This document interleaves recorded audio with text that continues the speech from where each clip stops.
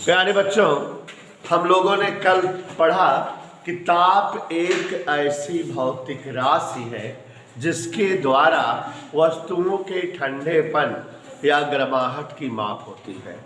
और यह भी पढ़ा हम लोगों ने, अगर याद हो आप लोगों को, ताप की माप करना तापमापन कहलाता है। और ताप की माप करने के लिए प्रयुक्त यंत्र तापमापी कहलाते हैं। जैसा कि आपको देवेश जी बताए थे कि दुनिया में सबसे पहले जो तापमापी प्रमाणिक बना वो था पारे का तापमापी। कांच की लंबी बेलनाकार क्या थी, एक नली, और खोखली थी जिसमें जो है जिसका मुख घुंडी नुमा था, पारा भर करके जिसका मुख बंद कर दिया गया था।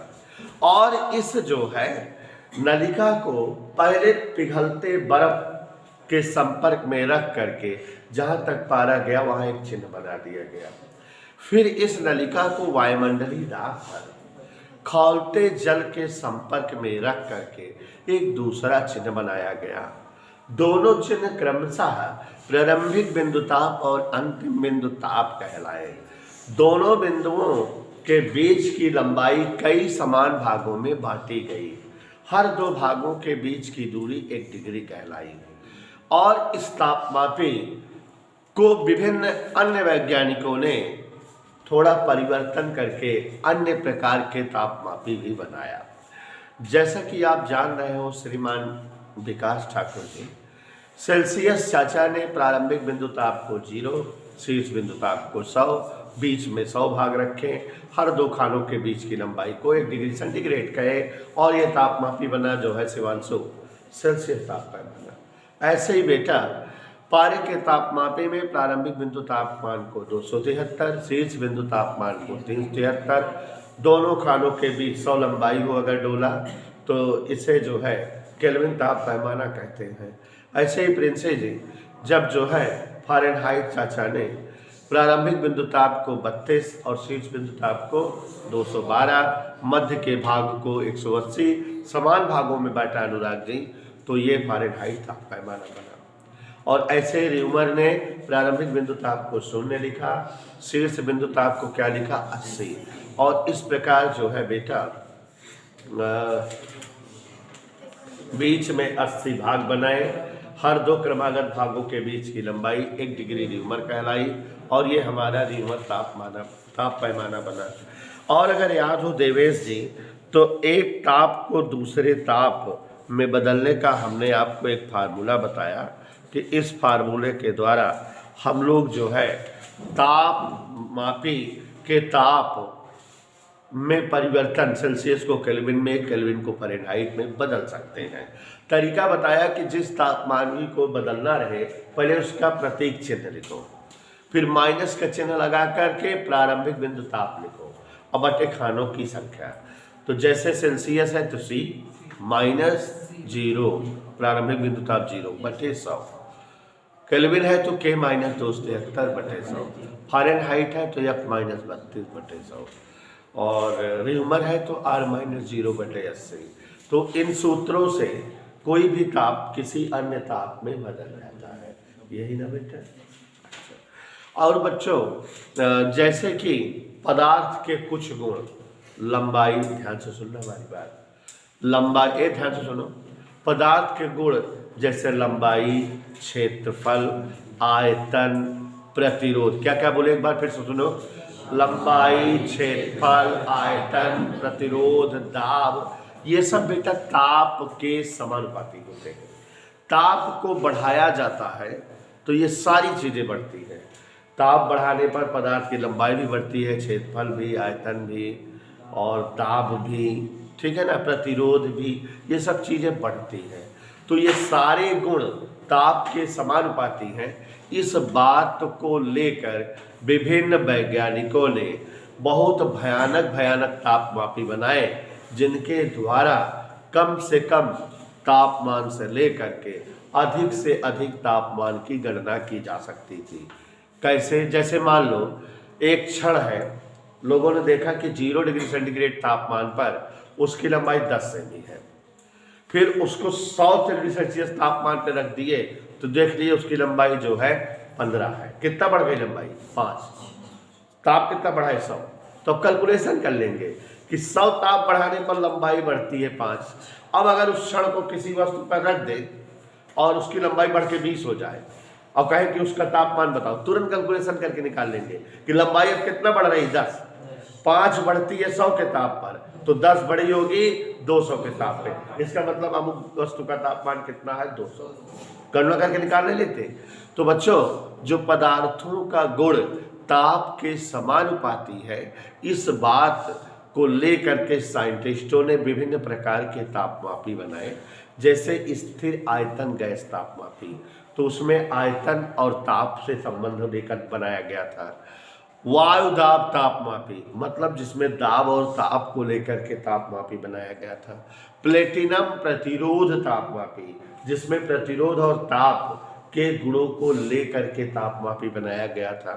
ठीक है, तो ऐसे ही कई विभिन्न प्रकार के तापमापी बनाए गए थे, जिनमें जो है जिनके द्वारा हम बहुत कम से कम ताप से लेके ज़्यादा से ज़्यादा तापमान की गणना कर सकते थे।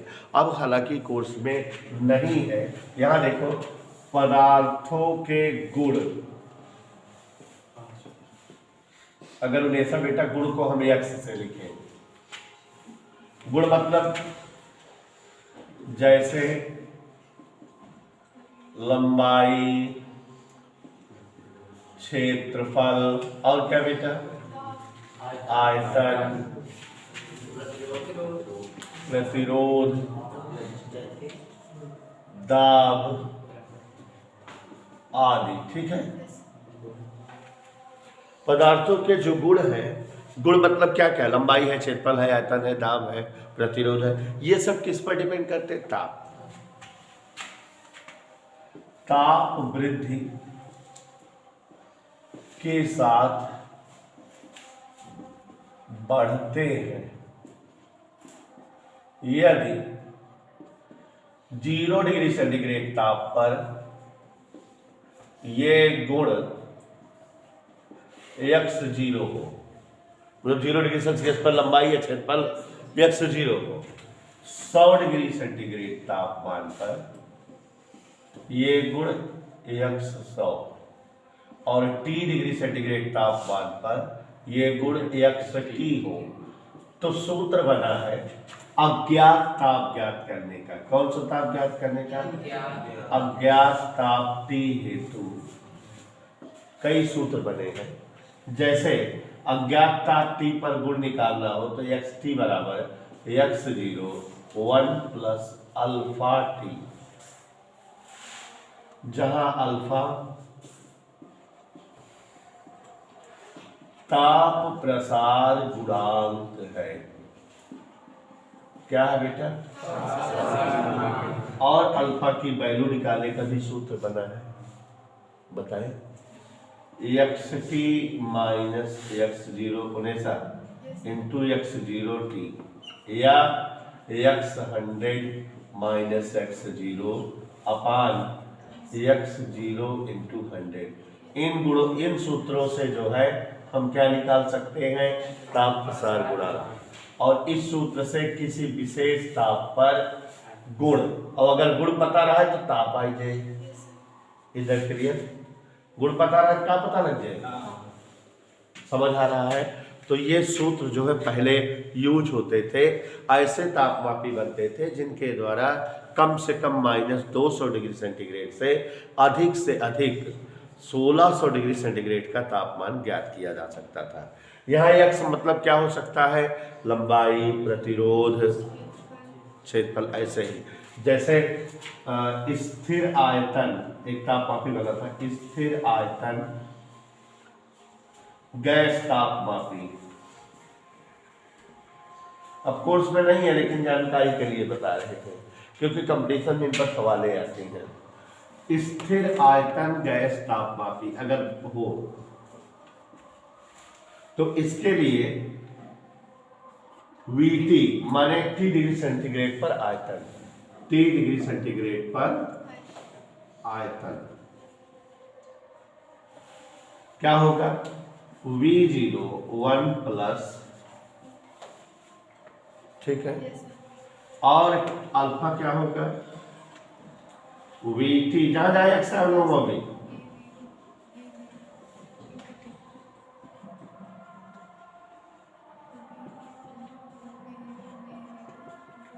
कोई दिक्कत?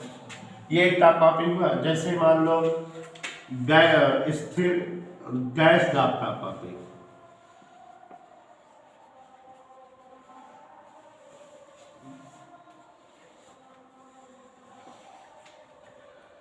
तो यहां PT। अब जहां जहां एक्स है वहां वहां क्या लिख उठेगा बेटा,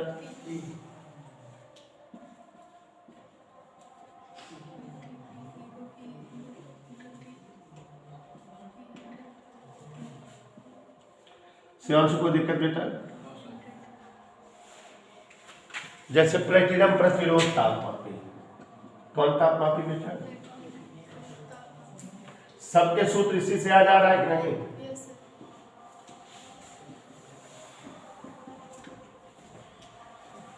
RT बराबर प्रतिरोध को RT लिखेंगे और अल्फा का सूत्र क्या होगा, RT माइनस R0 बटे R0 इंटू टी, या R100 माइनस R0 बटे R0 इंटू 100। ऐसे ही और भी तापमापी का हम सूत्र दिखा सकते हैं। लॉजिक देखो, सब में सूत्र दिखा रहे हैं तो यही सूत्र सब में आ जा रहे हैं कि नहीं? कोई दिक्कत? समझ आ रहा है बेटा? प्यारे बच्चों, अगर आज आपके सामने मैं दुनिया का 8वां आश्चर्य बताने जा रहा हूं तो आप लोग ताजुब करेंगे कि हाँ यह चीज किसी ने नहीं बताई होगी। जैसे कोई गैस हो, किसी बर्तन में बंद हो, ठीक है ना, ताप दोगे, हमें पता है गैस का आयतन बढ़ेगा, ऐसा हम जानते हैं।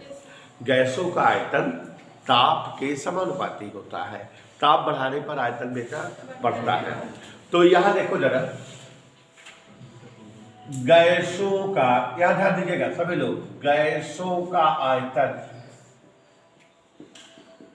ताप के साथ बढ़ता है। एक बहुत भयानक चीज बताने जा रहा हूं, आप लोगों को किसी ने नहीं बताया होगा, पुरानी चीज है, ध्यान सुनिएगा। ताप के साथ आयतन बढ़ता है। मान लेते हैं 0 डिग्री सेंटीग्रेड ताप पर किसी गैस का आयतन V0 है, और जब ताप बढ़ा दिए 3 डिग्री सेंटीग्रेड तक, उसका आयतन बढ़ करके VT हो गया।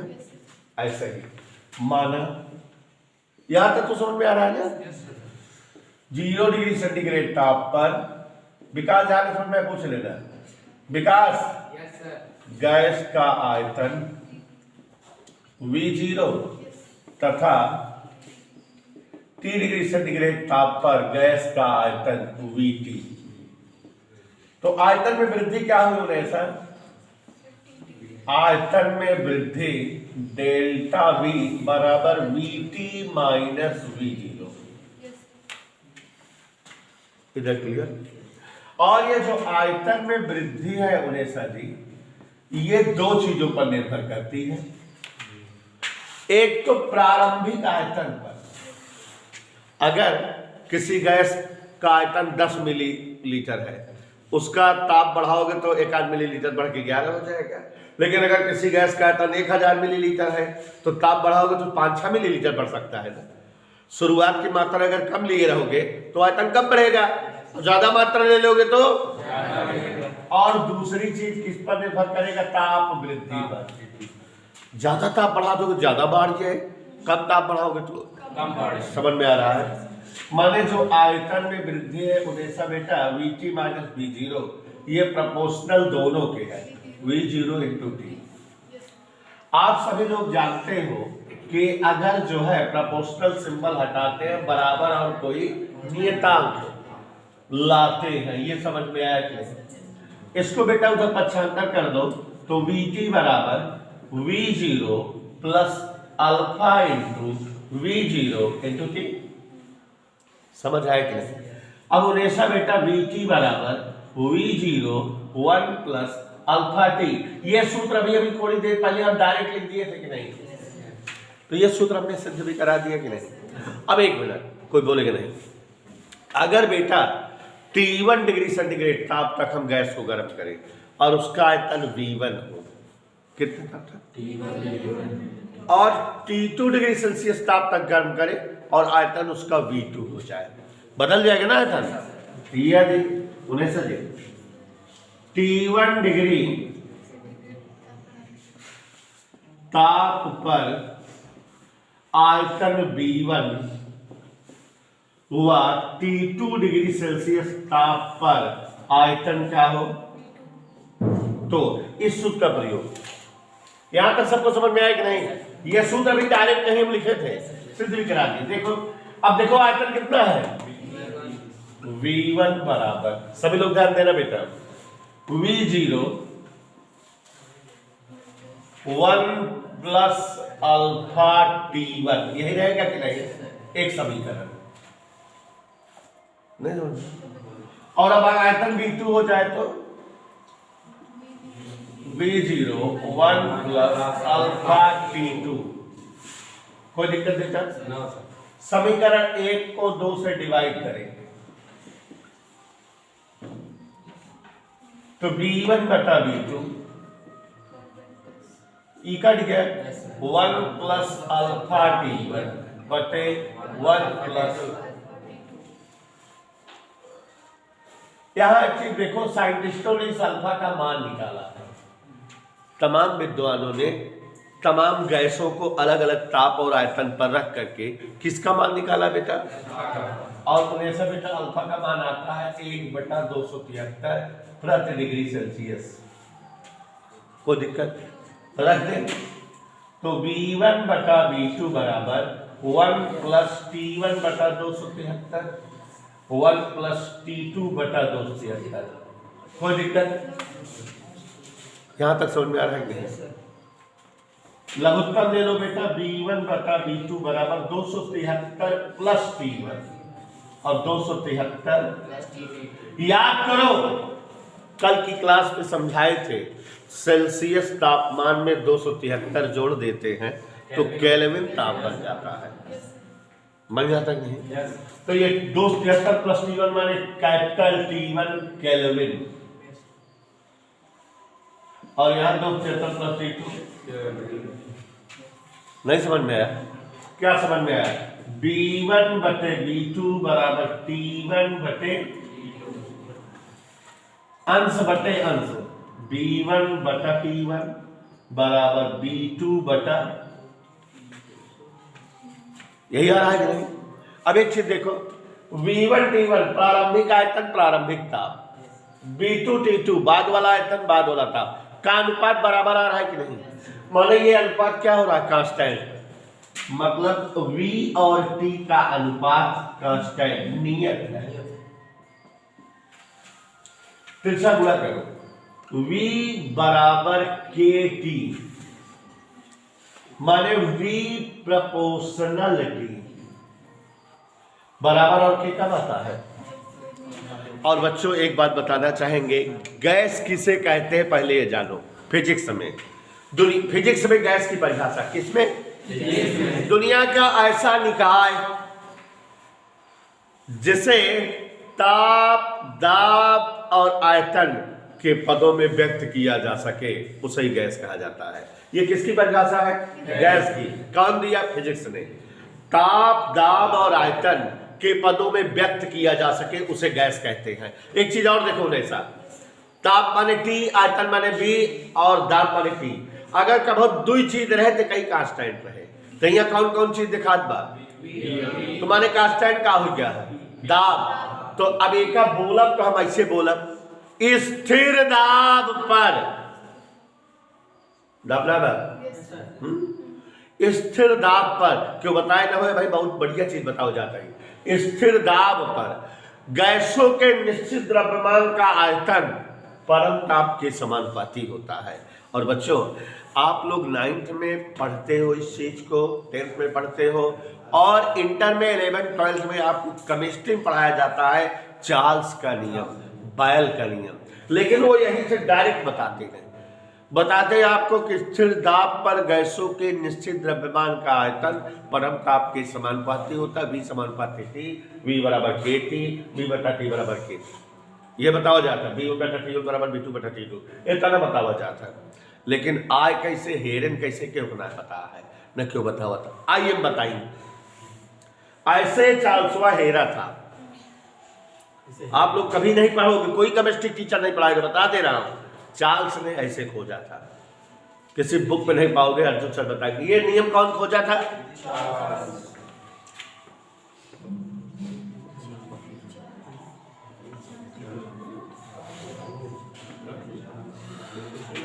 याद आया कि नहीं? क्या है चार्ल्स का नियम? यहीं से बोल दिया जाएगा। स्थिर दाब पर गैसों के निश्चित द्रव्यमान का आयतन उसके परम ताप के समानुपाती।